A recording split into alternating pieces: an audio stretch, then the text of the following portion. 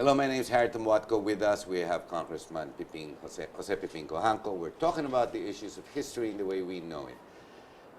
Congressman, so at that point, Ninoy was in New York after Jerry Rojas passed on.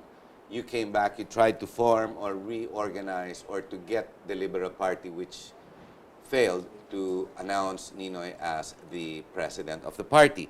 So you come back now to Manila.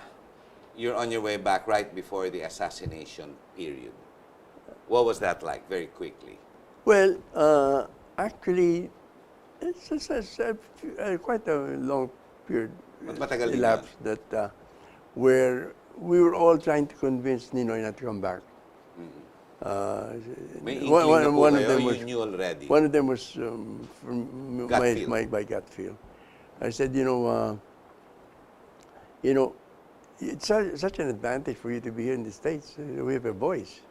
You did. If you come back to the Philippines, I said, for sure they're gonna arrest you. I said, the smallest leader that we have here being put to jail, and then you're in jail again. What will happen? And that's the least. Something else could happen because there were already some talks among some of my colleagues that said, they could do something more than just jail him.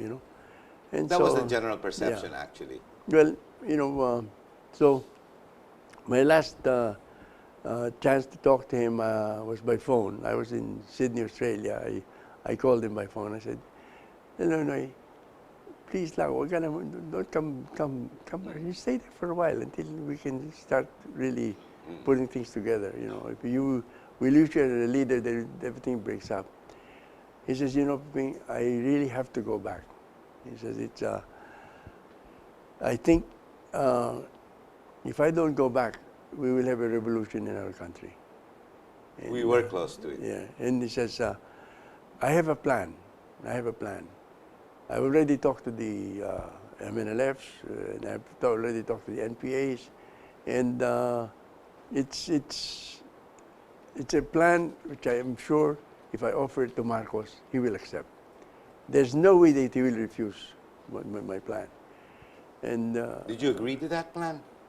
he never told me Oh, about he never the plan. told you. You Okay. just so he says, so why don't you do this? Just do this for me. He says, I already made up my mind. I'm going back. Why don't you just do this to me? Why don't you go home, organize a reception for me? Not a revolution, huh? A reception, yeah. A reception. Yeah, okay. And so he said, and what happens after? He says, well, you'll know as we get along. The assassination went on. We go home. We prepared a small group to meet him at the airport. No, but as we all know, he was killed.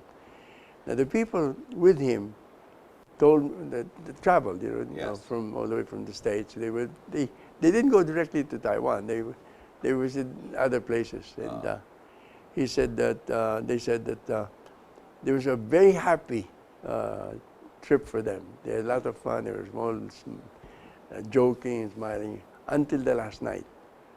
On the last night, he receives a phone call, and from that time on, he said the mood of Ninoy completely changed. We hardly talk, and it was, there's something different. They said that, but nobody knew whom he talked to or nobody knows. And so my only conclusion is, Ninoy had always connections that way beyond our imagination. I remember when he was in jail, he was incommunicado, and he was solitary confinement. Not even his guard was allowed to talk to him. And yet he had information. But one time I'd go there and tell him a story about what happened in outside, and he'd tell me the conclusion, and so I said, how does this guy, well, he says, so I think one of his friends or one of his connections must have told him, hey, look, if you go home, they might kill you. That's why Ninoy came home with a bulletproof vest. And in spite of that, I wasn't. Just I have to ask this, and everyone, I'm sure, is still asking that very same question because nobody really ever found out who the true killers are, other than the setup killer. As you have identified, your family has identified who took out Ninoy. Well, let's put it this way. This is what we know. Yes. This is what Corey and I found I'm sure out. you've discussed this nonstop. Yes. And we met somebody who was in the plane. We visited her, Corey and I, and this was her story. You know, like when Ninoy was picked up, she followed them up to that The door. gate, the door. You know. Yes. And she was able to peek through the feet of the people blocking the door. Right. And she saw somebody hit Ninoy in the head. Oh, first, huh? Yeah, Okay. hit Ninoy in the head. And so when she saw this, she ran back to the plane, you know, inside the plane, and she was crying out, "Pinupok si Ninoy, pinupok si Ninoy." There was one gentleman sitting next to the window in the Right. plane. They said, "Hindi pinupok si Ninoy. Pinatay. They shot Ninoy," you know. And so, conclusion is, you know, it's got to be. But that's other right. than those that actually committed the crime on the tarmac, Yeah. these people are only following orders. So again, this goes back to Ferdinand Marcos? Well, Because it's you been, know, marami nagsasabi, iba-iba eh. one of the things that I remember very clearly, you know, Budet Honrado, the general manager of the airport. Airport. Now, Yeah, in the afternoon of that day, he went to our house in Forbes. And he told me, he says, you know, dinig na dinig ko ito, sabi niya, over the radio. He was a helicopter pilot. Yeah. The radio's open, and he heard them reporting. He heard one of them reporting. He says, "Sir, mission accomplished." General Ver? Okay, well, you don't have to reveal, but you and your sister, the President Cory, obviously, you've come to some conclusion, one way or the other. Well, you know, the other thing that I talked to Speaker Villarreal about this, and he told me one thing. He said, you know, at that time, I'll tell you something, Piping. At that time, the president was incommunicado. He was terribly Sick. ill, you know. Dialyzing the lupus. Yes, yes. So he was telling me he didn't think it was. So process of elimination. Yeah, Marcos who ordered it. And But the people that were being identified was, of course, the First Lady, Imelda, and then there was your cousin, which seems unlikely. Kuhang ko rin yun no, you know, on the part of Danding, my cousin, at that very time, he was having lunch with a common friend, an Australian veterinarian. So out kagad siya.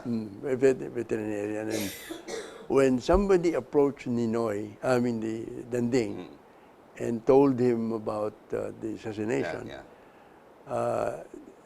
according to my friend, and Yes. this Australian was very close, much closer to me than Reliable Danding. source, yes. He says, Danding was really shocked. He says, and then all Danding would say was at the end, he says, well, this is the beginning of the end. That was his only statement, you know. So I guess we can draw our conclusions there. and be I straight to the don't think, point. yes, I don't think You're Danding. not pillaring Imelda until today, in spite, because General Ver wouldn't do anything on his own. He would probably have to take that from Well, Imelda my Marcos. conclusion is like this, you know, although people are saying that. Nobody would do anything like that without the orders of Marcos. course, going up. Yeah, Marcos, you know. But then, at the same time, supposing this happened, I mean, this is Yes, my yes, own yes, yes. supposition.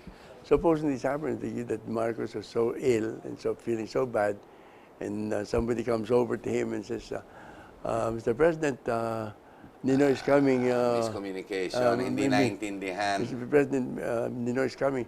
What are your instructions? And the guy, Marcos must have been so ill and so Yes, much yes. in pain. He says, "Yung ba naman bahala na kayo?" That could have been as could much be. an instruction as. I mean, that's my own personal Yes, yes, of course. assessment. Going forward, your sister, your older sister, Cory's older than you. Tita Yes, Cory's yes, older.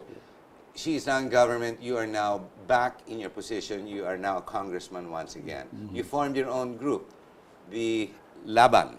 Yeah. No, it was the PDP Laban and the Unido. Well, it was really PDP Laban that was the core group that supported Cory. The UNIDO was supporting Doy Laurel. Yung Doy Laurel. And for a long time, there was a Aliado kayo. no, there was still Okay. a struggle of some sort, and who was going to be who was going to run.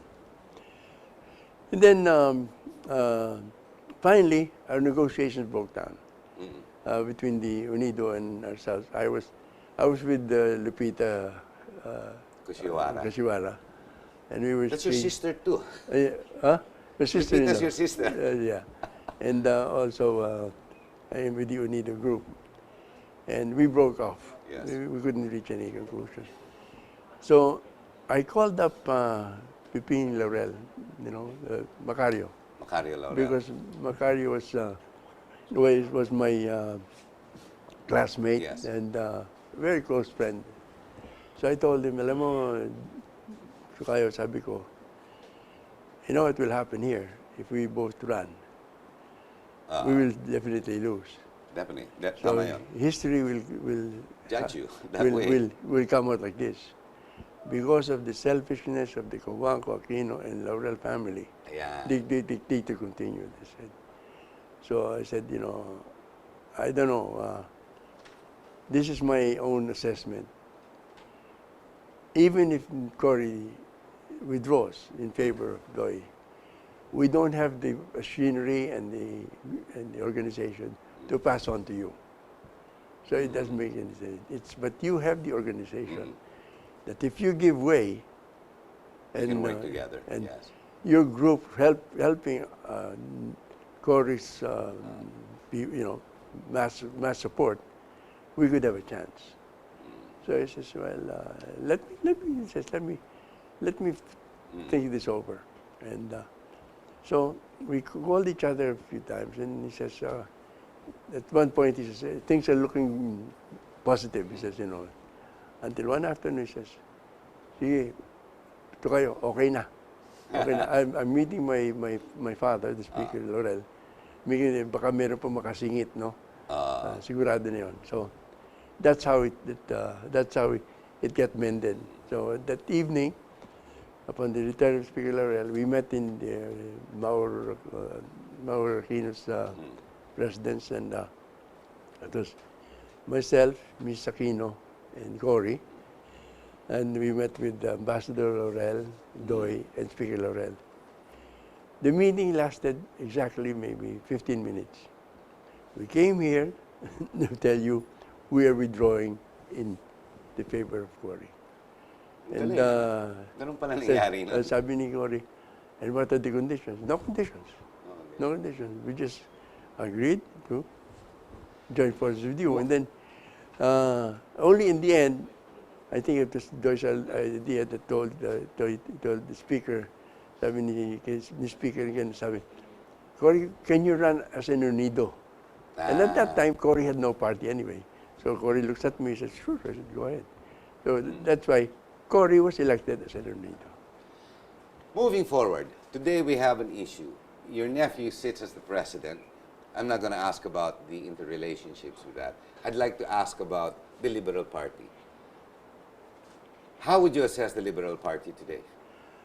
One of the things with that they had done, I would never join the Liberal Party. No, that's for sure. You had three betrayals. These were during the most crucial times of our history. This was important. This was not, never mind, next time, pwede, They could not stand up During the times they were needed they were most. needed most. Yeah. Well, that's straight. And the sad part about it now is, now that they're in power, They're doing what Marcos did. I mean, you look at all the people that are being charged, you know. And Yes. Selective right, justice. Yes, Selective justice. today's headline, you know, Yeah. Grace Post says, you know, how come Bias. Abay Yeah. is not being charged, you know. Well, that's the politics. I don't want to put you in that position simply because your nephew sits in the presidency. I wanted to ask more of really the relationships of the Liberal Party. Thank you very much, sir. We're going to have to end the show. And a very, very short message to the Filipino people. Alam nyo, isang bagay na nalalaman ko, no? Lahat tayo ngayon, sa Catholic Church, for example, lahat ng simbahan ngayon, puno. Pag nangungumunyon ngayon, ang haba ng linya.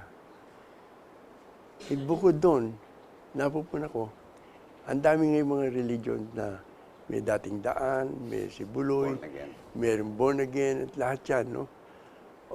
And then, only means one thing, eh. The Filipino is trying to communicate with God. Then you see when the Pope comes over, dating ang Papa, 6 million people go there. They're not, I'm sure they were not all Catholics, you know. And then they're all trying to reach God to help. Kaya ako, naniniwala ako na yung sinasabi ni Cardinal Sin sa akin noong araw, ang Diyos mahal ang mga Pilipino.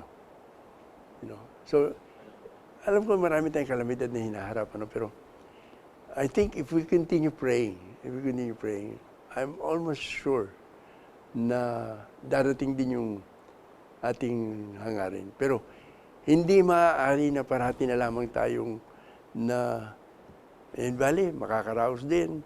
Hindi maaari, pasensya na lang. We have to pray and do something also.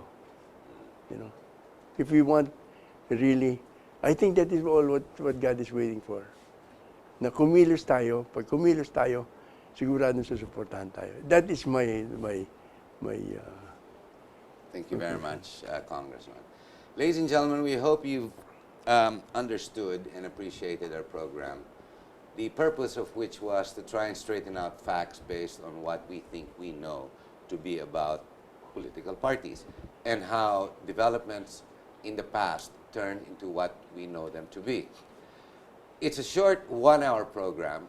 We can't really put it in. Congressman, you have a book. What's the title of the book? laban. Laban po. This is available in bookstores. No. It's not available. Oh, wait, maybe I can show you a copy of the book. This is it. Here we go. The important part here is, well, on a different time, on a different schedule, maybe if the congressman's available, maybe we can talk about the book. Thank you very much. We hope you've enjoyed the program. As I said, truth be told, you be the judge. Perception, what really is the truth? Well, if I knew 100%, you too will. Maraming salamat po. Thank you very much, Congressman. Thank you.